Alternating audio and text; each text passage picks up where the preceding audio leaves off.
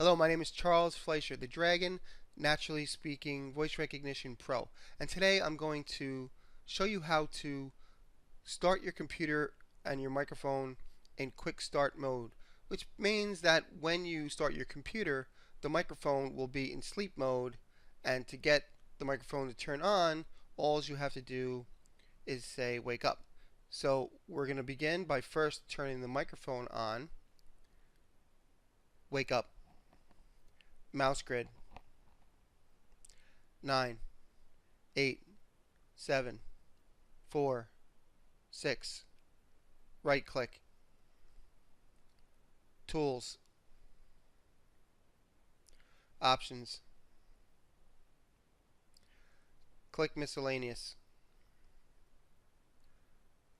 Stop listening. So basically you're opening up the menu that allows you to use the quick start option.